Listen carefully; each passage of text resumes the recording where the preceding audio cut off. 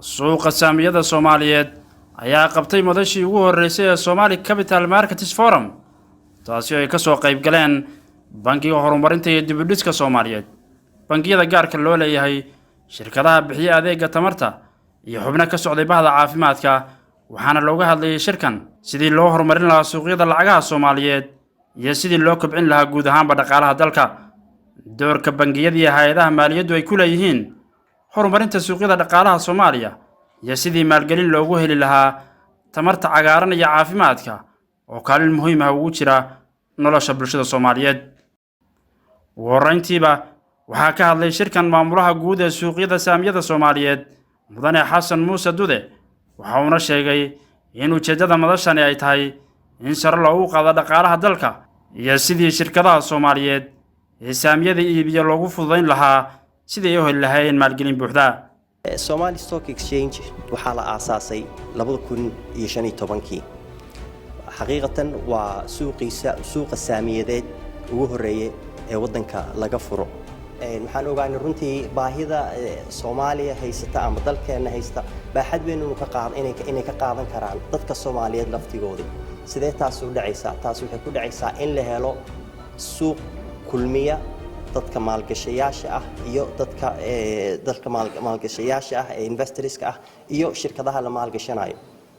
marka halka ayay ka timi Somali Stock Exchange Professor Saeed Ali Shire maarayaha guud ee Sombank oo qayb ka ah martida shirkan ayaa ka hadlay dhankiisa muhiimadda capital marketku isagoona tilmaamay inay tani tahay wadadii Soomaaliya ku gaari lahayd barwaaqo soo dhameystiran dhabaantii waxay u tahay Soomaaliya maalin weyn ay u tahay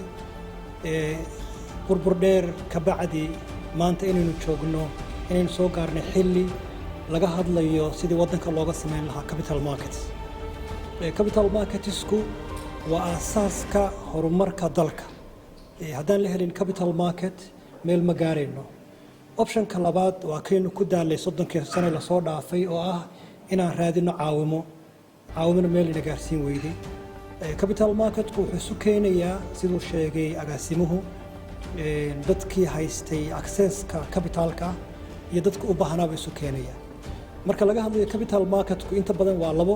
waa equity iyo debt-kii equity waa saamiyadii debt-kiina wuxuu noqon karaa markaan joogno janibka islaamiga ee sukuuqiiba noqon karaa haddii aan rabno inaynu horumarino dalkeena infrastructure projects la sameeyo mashaariic waaweyn la sameeyo waxaa muhiim ah in capital marketku inoo shaqeeyo maareeyaha bangiga horumarinta Soomaaliyeed mudane Aadan Rooble ayaa xuseyn bangigooda uu soo dhaweynayo madashan ayna tahay meeshii loo wada hadli lahaa sidii loo horumarin lahaa dhaqaalaha dalka maalgelinna loogu heli lahaa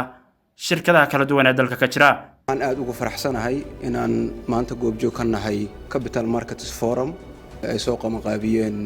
Somali Stock Exchange teamkan aan aaminsanahay inay yihiin team aad u aragti fog maadaama aan dareemayo aragtiyaha noocan ah iyo fikradda noocan ah inay tahay mid waqtigeeda ku soo beegantay loo baahnay at the same time na unique ah oo madi ah oo ku cusub Soomaalida dhexdeeda annaga haddaan nahay bangiga horumarinta iyo dib u dhiska Soomaaliyeed waxa sida uu sheegay gudoomiyaha Somali Stock Exchange waxaan ka mid nahay team ka support garay amba taageeray programkan sababtan u taageernana waxay tahay waxaan ka mideysanahay hal falsafad oo ah in la abaabulo khayraadka lacageed ee Soomaalidu ay haysato at the same time loo helo masrax lagu xiri kara lacagahaas horumarka iyo baahiyaha ganacsiga Soomaalida dhexdeeda ka jira gabagabadii shirkanna waxaa heshiis wada shaqeyn iyo iskaashi ku kala saxiixday bangiga Sombank iyo Somali Stock Exchange oo ah suuqii ugu horeeyay ee Soomaaliya ka howlgala lana bilaabay sanadii 2015 Yusuf Maxamed Maxamuud warbaahinta qaranka Soomaaliyeed